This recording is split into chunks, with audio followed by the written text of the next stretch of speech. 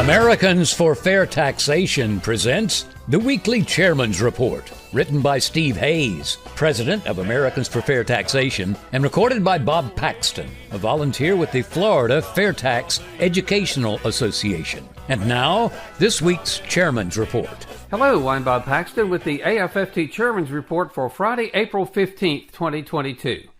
This should be the last April 15th tax filing day we ever have to endure. Now let's look at the creation of the IRS. Governments have always needed funds. Now to collect these funds, they've sometimes employed tax collectors who were paid by being allowed to retain a portion of what they collected. In an effort to maximize their take, these tax collectors often used very brutal methods to collect more than was actually owed, and there were many protests or even revolts as a result.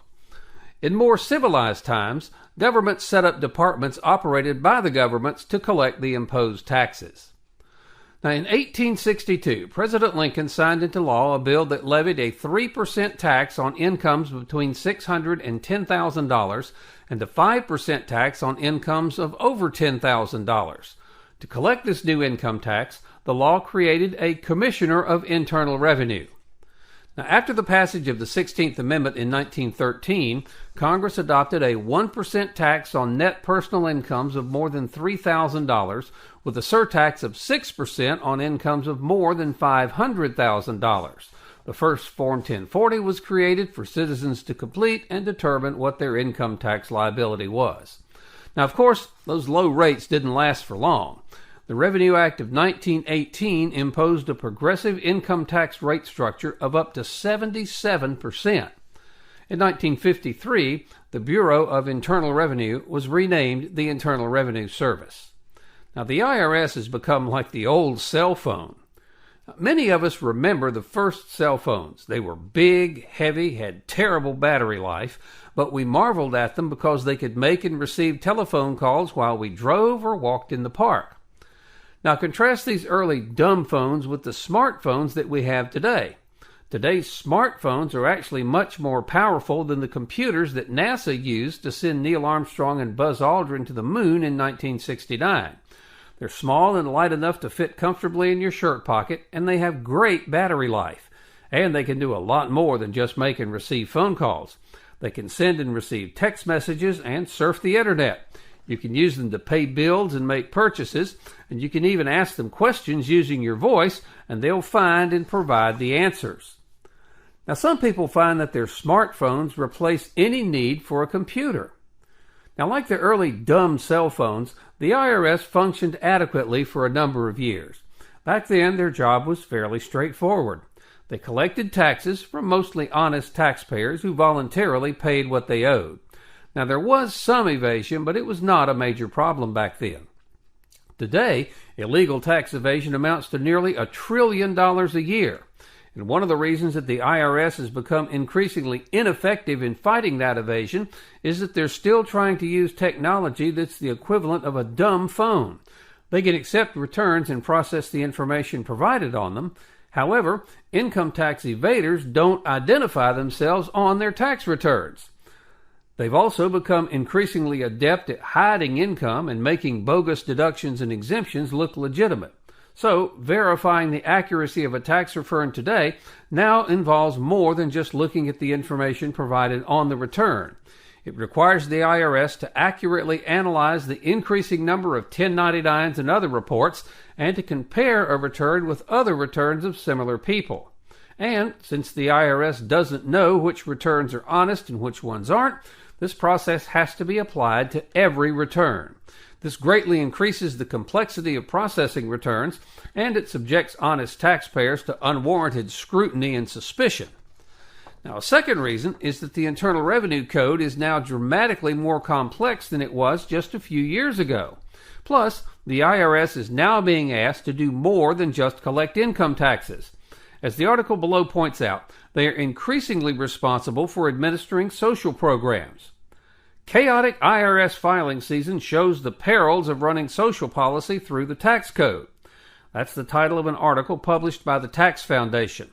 Now, that article points out, as of January 28, the Internal Revenue Service had 23.7 million returns awaiting action, compared to a typical backlog at that point of roughly 1 million returns. By creating new tax credits in lieu of traditional welfare programs, expansions to the social safety net could now be framed as tax cuts. The Taxpayer Relief Act of 1997 included several reforms to the tax code, the most prominent being the creation of the Child Tax Credit, or CTC. The CTC is one of only many tax credits added to the IRS's responsibility. They're now having to look for health care, which is the Affordable Care Act's premium tax credit, deal with education, housing, energy, and the environment. As the responsibilities of the IRS grew, the political will to increase its budget weakened. The IRS received 195 million calls in the 2021 tax filing season. That's a whopping 159 million more calls than the 36 million they received just 2 years earlier in the 2019 filing season. The IRS is authorized to hire 10,000 more agents, but has not been successful in filling those positions. Now, one of the ways that the IRS has responded to its heavier workload has been to forego the difficult task of auditing the complex tax returns filed by wealthy taxpayers and focus instead on the nation's lowest income earners. Nearly half of IRS audits target poorest taxpayers, a report finds. That's the title of an article that appeared at thedailywire.com. Now, here's some points made in that article. Nearly half of all IRS audits in 2021 targeted the nation's poorest taxpayers, according to a new study. A report released by the Transactional Records Access Clearinghouse said that about 307,000 of the nearly 660,000 audits conducted by the IRS in 2021 were among taxpayers who claimed the Earned Income Tax Credit. Now, that's something intended for those making the lowest incomes in the nation, those earning less than $25,000 in total gross receipts. The poorest families in the study were audited at 5 times the rate of other Americans.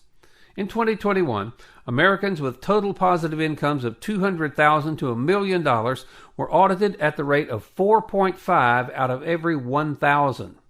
Americans with less than $25,000 in total gross receipts were audited at a rate of 13 out of every 1,000. Of the 617,505 returns filed by millionaires in 2021, only 13,725 were audited. Now, wealthy taxpayers can afford the best counsel and fight IRS assessments, but low-income taxpayers who don't have those resources to fight back are far more likely to just pay a fine and do what they're told. Now, the IRS has told Congress exactly what it needs in order to operate more efficiently and reduce evasion.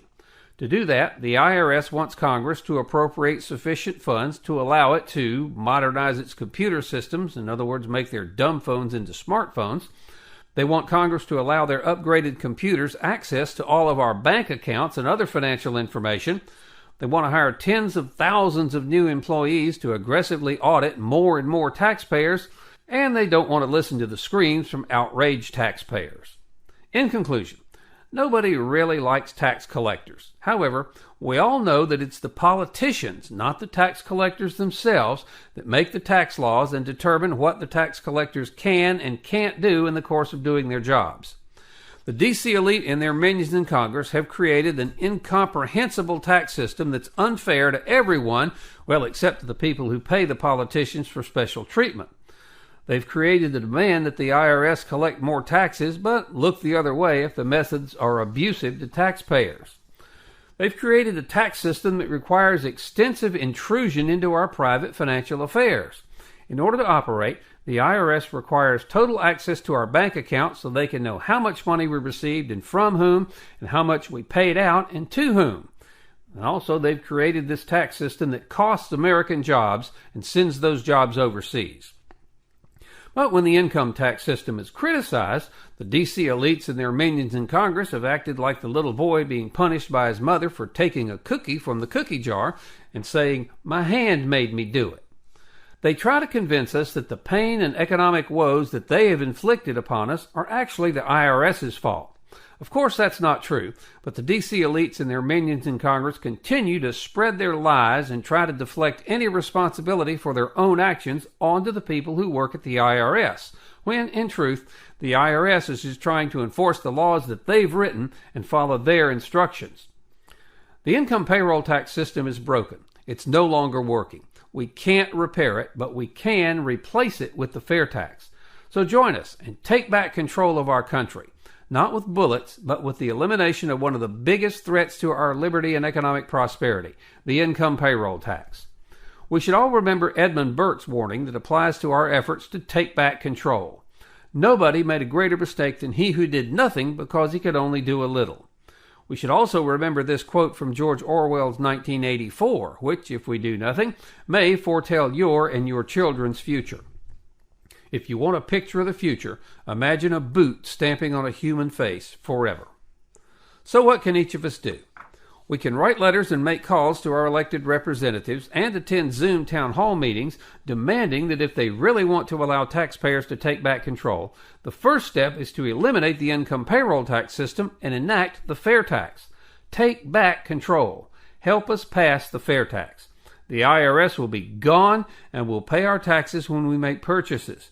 We, not the ruling class and their minions in D.C., will decide how much federal tax we pay.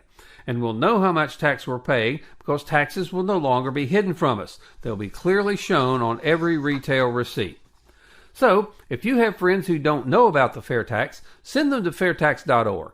Have them watch the whiteboards under how it works, and if they agree, ask them to please join us. Then, contact your members of Congress and the President and demand that Congress pass the FAIRtax, the only truly fair tax.